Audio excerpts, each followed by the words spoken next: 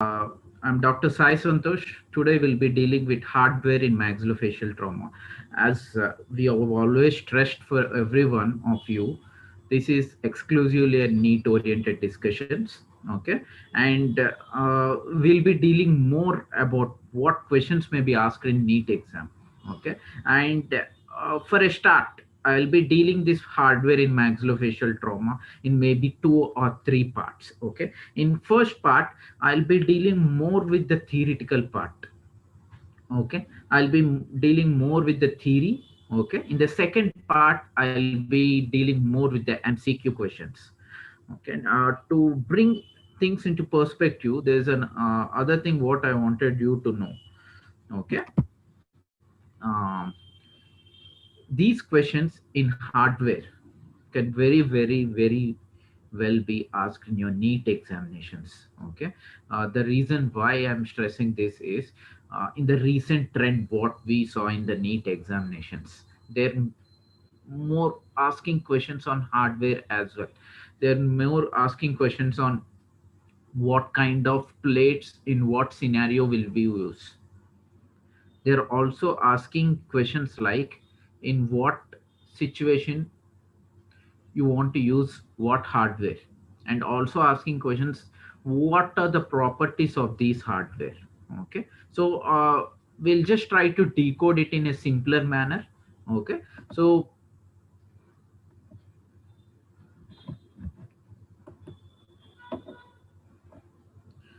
if you see the hardware in maxillofacial trauma, okay, there are two types. The one is the stainless steel plate, and the next one is the titanium plate. We'll all be concentrating on the hardware structure of the plates, okay, but we also have to know about the chemical structure of these plates. Okay, the chemical structure of these plates play a really vital role in what we are going to deal with. Okay, so the metals here comes the stainless steel and titanium both. The stainless steel has a concentration of 62.5% of iron, 18% chromium, 14% nickel, 2.5% molybdenum, and some minor elements as well. Whereas the titanium has titanium, aluminum 6, and molybdenum or nebunium at 7. Okay, so this is basically Ti6 Al and Nb7 or TiMO15, right?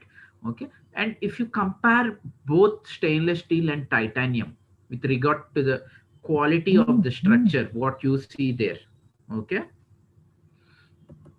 so with regard to quality of the structure, if you compare both,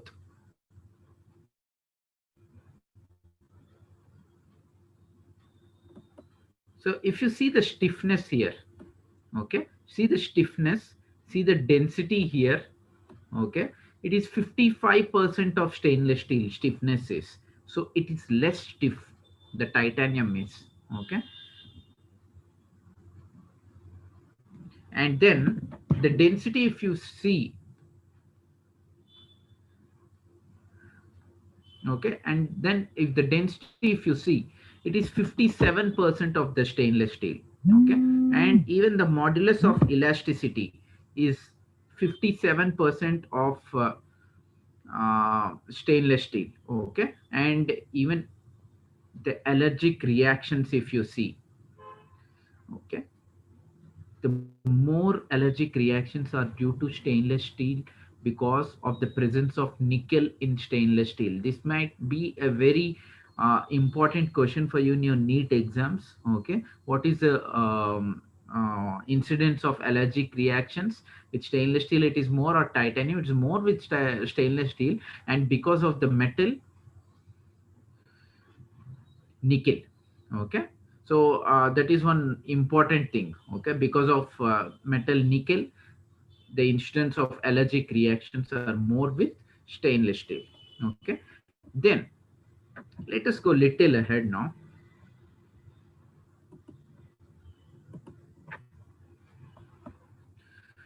So then the most important thing is There are load bearing characteristics and there are load sharing characteristics. Okay, always remember two things. Okay, so whenever there is a comminuted fracture or something, okay, if there is a comminuted fracture, there is less amount of bone in that case. Okay, if you see here in the lower picture here, there is a comminuted fracture. Okay, so there is less amount of bone there in a comminuted fracture. So when there is less amount of bone support in a comminuted fracture, because what happens is, in a comminuted fracture there are multiple bits of bone that will be formed. Okay, if there are multiple bits of bone that is formed. Okay, so that is fractured. If there are multiple bits of bone that is fractured, so what happens is there is less bone support that is present, and the strength of the bone is also less, right? The strength of the bone is also less when there are multiple bits of fractures. So what happens is you need a stronger plate to support the bone, because the bone can't take up any stress. Only the plate has to take the entire stress, right? Okay, so in that cases, what we use is a load bearing plate. The load bearing plate will have a minimum diameter of 2.3 mm, 2.4 mm, or 2.7 mm diameter, and this is what we also call as a reconstruction bone plate as well. Reconstruction plate, a thicker plate with thicker profile actually. Okay, so these are the various thicknesses: 2.3 mm, 2.4 mm, and 2.7 mm. So these are the various thicknesses. And remember everyone, the most important thing is in which conditions we use this. Okay, the conditions where we use this is in comminuted fractures, when there is less bony buttressing or when there is less bony support. Okay, and then we can also use uh, load sharing principle. The load sharing principle is most common thing in any mandible fracture. If the fracture is simple, or even if it is displaced, and if it is not comminuted, and if it is still has enough bony support, okay, you can just use a mini plate. Mini plate works on the basis of a load sharing principle. Load sharing means the stress is distributed between the plate and the bone. Okay, it is shared between the plate and the bone. Okay, and while in a load bearing principle, the load is not shared, it is bared by the plate entirely. You can't share the load when the mandible itself is very weak and comminuted, right? I hope you understand this concept, right? Okay, let me know in your live chat box if you still have any doubts here. This is a really important thing. The reason why I didn't share any MCQs in this lecture was I first want to clear your concepts in your mind. So if your concepts are right, you'll answer any MCQ that is given in the exam, isn't it? So let's clear this concept, load sharing and bearing. And if you have any doubts more, you can let me know in the chat. Okay, I'm free to answer. Yeah, Rishabh has asked me to repeat this, so I'll repeat this once. Okay, so first I'll tell you what is load sharing. Okay, load sharing means the load is shared between the plate and the bone, be it mandible. Okay, between the mandible and the plate, the load is shared during mastication. Okay, so Rishabh, when can we give a load to someone, or when can we share the load to someone? When they are equally potent to share the load, or they have a capacity to share the load, then we can share. So in case of any displaced or undisplaced fractures, if it is a single fragment fracture, the mandible still will have enough bony support or bony strength or bony buttressing to bear the load. So there you can use a load sharing plate or a mini plate. Okay, but in cases where there is comminuted fractures, like in the picture you are seeing below, there's a comminuted fracture there. Okay, in those comminuted fractures you need to use a larger plate, a thicker plate with thicker profile. Okay, with thicker profile and thicker diameter. Okay, so we are going to increase its thickness, 2.3 mm, 2.4 mm and 2.7 mm diameters. Okay, so these are increased diameters. So these are called load bearing. Okay, I hope I'm clear with this. Yeah, Monica has asked us a question. Sir, is lag screws load sharing? Okay, Monica, lag screw is load sharing, it is not load bearing. Okay, it will also share the load, the lag screw will also. Okay, so then,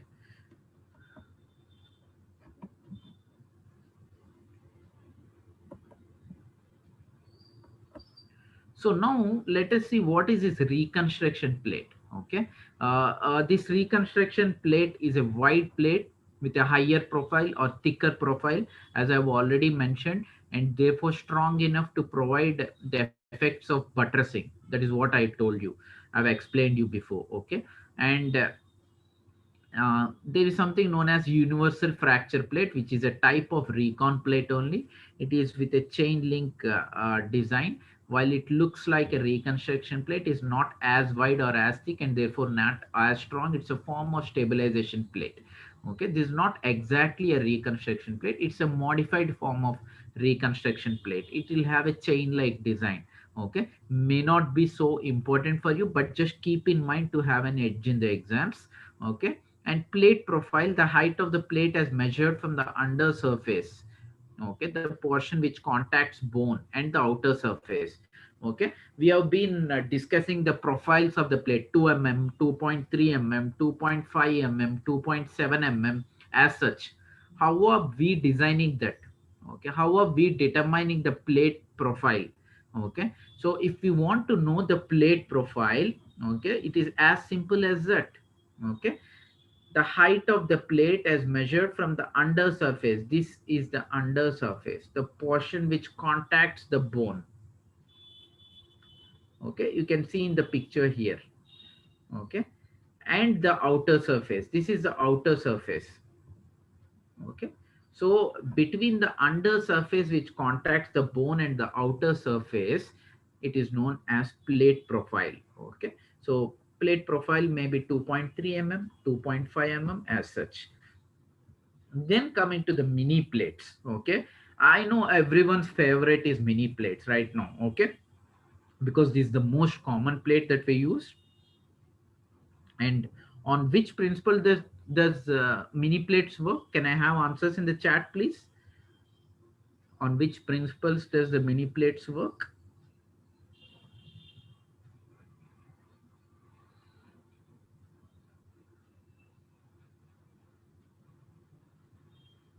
Yes. Yeah, mini plates work on the load sharing principle. Okay, exactly. So the length is 2 to 9 centimeters. Okay, and the thickness is zero point 0.9 mm, the thickness of mini plate. Okay, and there are various forms of this mini plate. It can be 2 hole with gap, 3 hole with gap, 4 hole with gap. It can be 6 hole, 8 hole, 16 hole. Continuous plates may be there. So there are various forms. Okay, so uh, it is load sharing plate. Okay, exactly, Diksha was right. It is load sharing. Good to see people answering in the chat here. So there are various forms of mini plates, I have told. Okay, there are various shapes of mini plates. It can be a L plate, it can be a X plate, Y plate, T plate is available. Okay, so then what is the minimum diameter of hole in the mini plate? Oh, this might be a question for you. Okay, the minimum diameter of the hole in the plate is 2.1 mm and it has a bevel of 30 degrees. Please note down. Okay, this is a very important question with regard to hardware. Okay, the minimum diameter of the hole in the plate, what he has asked is. okay, in the mini plate. It is 2.1 mm and it has a bevel of 30 degrees. Okay, so then we are going to something really important. I'm just discussing some important concepts. Yeah, you will be reading in your UG everywhere. Okay, what is Champy's lines? Okay, so Champy's lines are basically principles of osteosynthesis. Champy has told us where to fix a plate on the basis of where the stress lines are passing through. So behind the mental foramina, the plate is applied immediately below the roots and above the inferior ulnar nerve. At the angle of the jaw, the plate is placed ideally on the inner broad surface of external oblique line. Okay, if you can see here, this is the inner broad surface of the external oblique line, which you can see here like this. Okay, that is the inner broad surface of the external oblique line. Okay, if this has been destroyed, the plate is fixed on the external cortex as high as possible. Okay, but ideally you have to fix the plate on the inner broad surface of the external oblique line. Okay, so in the anterior region, in the symphysis or parasymphysis region, in this region between the mental foramina, in addition to the subapical plate, subapical plate means below the apex of the roots. Okay, another plate near the lower border of the mandible is necessary to neutralize the torsion forces. Okay, so if you can see, there are various forms of plates here. There are mini plates, there are micro plates, there are locking plates, there are dynamic compression plates, there are 3D plates, and then we have discussed some recon plates, and also there are something known as biodegradable plates. Biodegradable plates are plates which can be degraded by themselves. It undergoes biodegradation by themselves. Okay, uh, it can usually be used in the pediatric patients. These biodegradable plates and low stress bearing areas as well. Okay, so if you can see, we have discussed about mini plates. Micro plates are a thinner section than the mini plates. You can use it in the mid face, okay, or the upper part of the face as well. So if you see what is a locking plate and what is a non-locking plate, okay, our mini plates which we conventionally use, okay, the mini plates which we conventionally use are non-locking plates, means there is no lock of the screw to the plate, whereas a locking plate has a lock near the plate into the screw. Okay, so the screw gets locked into the plate. Okay, that is a mechanism of how a locking plate works. So why does this locking plate comes to us? Okay, the locking plate came because the mini plates, when we are fixing screws there, it is getting loosened, okay, as time goes by. We are seeing many patients who are coming with loosened screws, means the plate is not bearing the masticatory forces. Then what? There's a new invention. Someone came with a locking plate principle where the screw gets locked to the plate. So what is the difference? So if you see the forces, how it uh, transmits the forces, okay, in a non-locking plate, what happens is the force gets transmitted through the bone. If you can see the first picture here, through the bone it is going through, okay, through the bone, then it is going through the screws, okay, inside, in a horizontal manner. The force is not getting dissipated parallel to the screws, it is getting dissipated horizontally to the screws, perpendicular to the screws, the force is getting dissipated.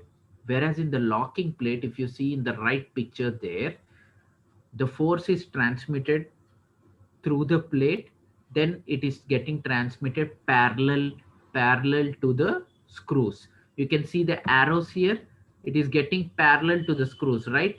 This is parallel to the screw, exactly, isn't it?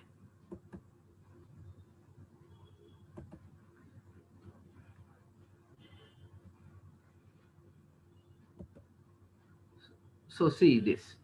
This is how it is going parallel to the screw.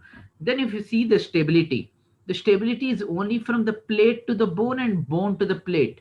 Whereas the stability with a locking plate, it is forming a box there. It is forming a box effect. Okay. So what is happening is there is more stability between the plate and the bone with a locking plate. Okay. So what is happening with the non-locking plate or mini plate is there is something known as primary loss of reduction. Okay. Primary loss of reduction is what is happening is the screw may get loose. Okay. So what happens is the screw may get loose after we fix the plates. That is what I told you. There's a complication with mini plates. But what happens with the locking plate is there is no primary loss of reduction, right? Okay. So then what is secondary loss of reduction? Everyone knows what is primary loss of reduction means the screws are loosened. Secondary loss of reduction is when we are tightening the screws during surgery, the plate gets adapted to the bone in a mini plate. Means the plate will also get contoured to the bone. Exact manner it will get contoured to the bone. A mini plate. Okay. Or a non-locking plate, what we call. Whereas a locking plate, the problem is the plate is not getting contoured to the bone. Instead, it is grabbing the bone to the plate. Means the plate should get contoured to the bone always. It should adapt to the bone.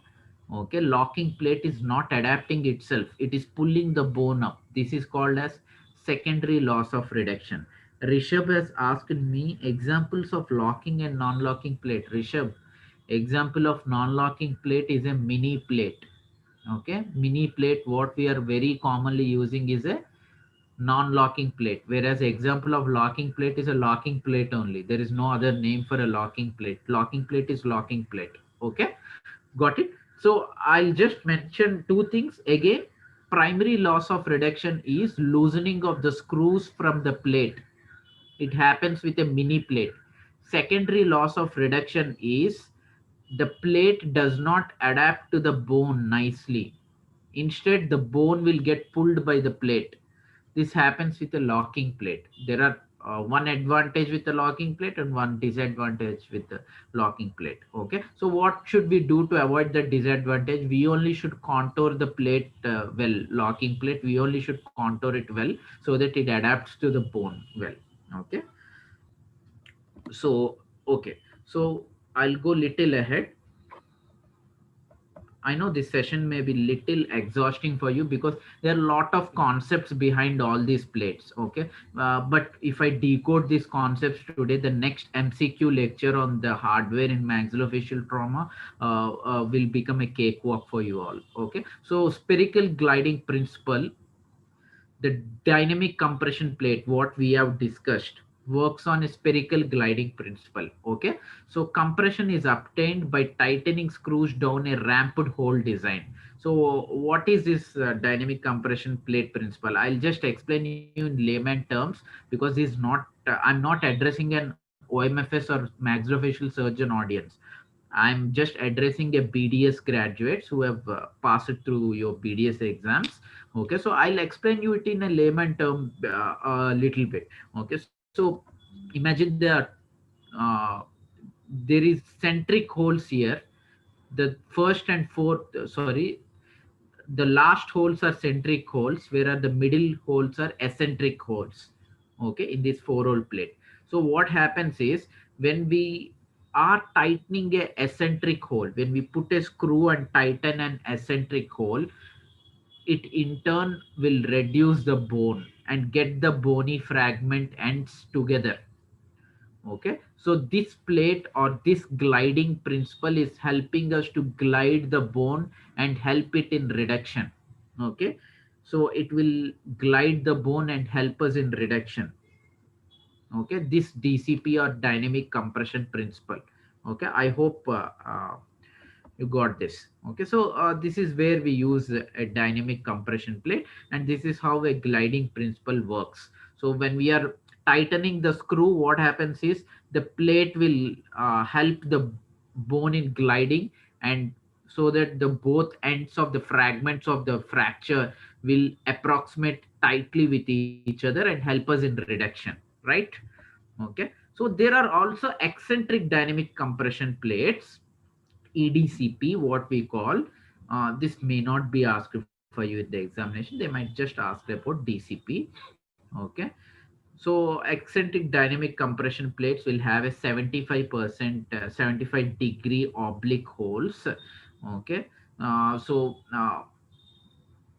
this is a postgraduate level one. Okay, you need not like concentrate more on this now. Okay, so then there are something known as lag screws. Okay, so if you see lag screw, a lag screw will have a self-adapting washer. Okay, if you see here, this is a self-adapting washer so that the screw won't poke to the mucosa or the bone over it. Okay, so this is the self-adapting washer that we fix. Lag screws are most commonly used in oblique fractures of the mandible. Oblique, remember the word oblique. Oblique means it is not a straight fracture, it is a fracture which is going obliquely.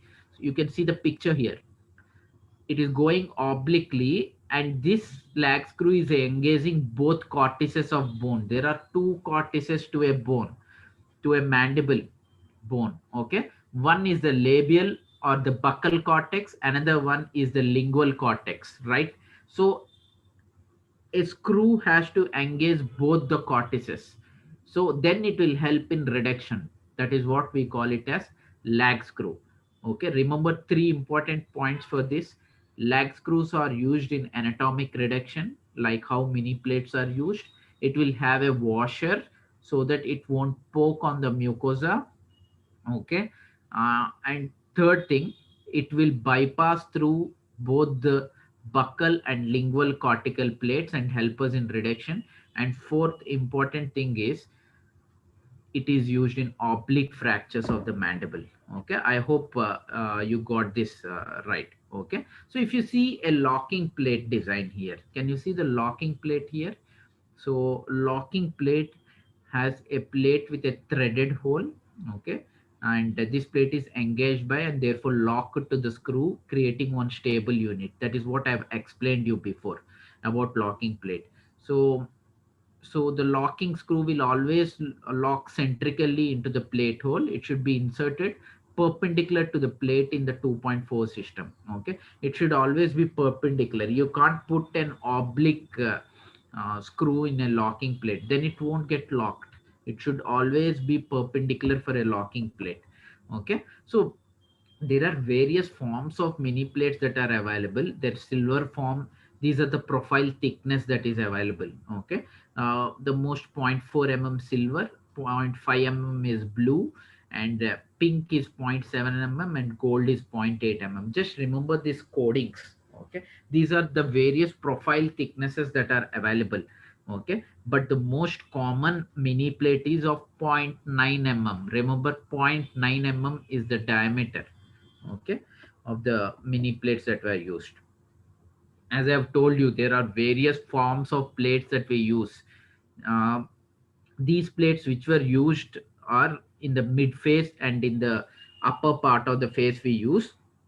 There are of very thin diameter, like the one you saw here, the 0.4 mm, the 0.5 mm can be used in the mid face and the upper part of the frontal bone where we can use. Okay, so there are various shapes of these plates as well. They are very thin, they are very pliable, and they cannot be palpated over these areas, because these areas the skin is very tightly attached to the bone, and if you fix a mini plate there, it can be easily palpated and felt through. Okay, so it will be discomfortable for the patient. Okay, so we use a thinner plate with a thinner section. Okay, in these cases. Okay, so then for orbit reconstruction, I hope everyone knows how an orbit reconstruction will be done. If any doubts are there, we can as well discuss in the orbital trauma as well. So we use something known as orbital plates. remember these pictures. They might ask you in exam to identify what is this plate. This is an orbital floor plate. Just remember these pictures. Okay, this is how an orbital floor plate looks like exactly. Okay, and there are also titanium meshes that can be used in the frontal bone region, in this region. If there is a frontal bone fracture, either it is anterior or posterior wall, and you need to reconstruct the contour of the frontal bone and as well protect the brain from herniating out. Okay, so we use an mesh, titanium mesh. Okay, so there are two types of meshes. The one is this contoured frontal bone mesh, and other one is a straight mesh that we are seeing near temporal region here. Okay, so both meshes can be used. Anything can be used through. Okay, so thank you everyone. This is a very short, and I feel it would be beneficial for you people because I've just explained you concepts, okay, of what can be uh, required for you to know in the NEET examination. I've just briefly told you what is locking and non-locking plate, what is a dynamic compression plate, and what is a mini plate. Okay, I'll apply these principles and do a MCQ session for you in the next week. Okay, so that be ready for the MCQ session. So if you read these principles in the textbook, okay, you can very well answer all those questions. Okay, I hope this is of use for you all. Okay, thank you so much. Let me you can ping me anytime at my Insta Hungry Scalpel. You can ping me. I can answer your queries if anything is there. Thank you.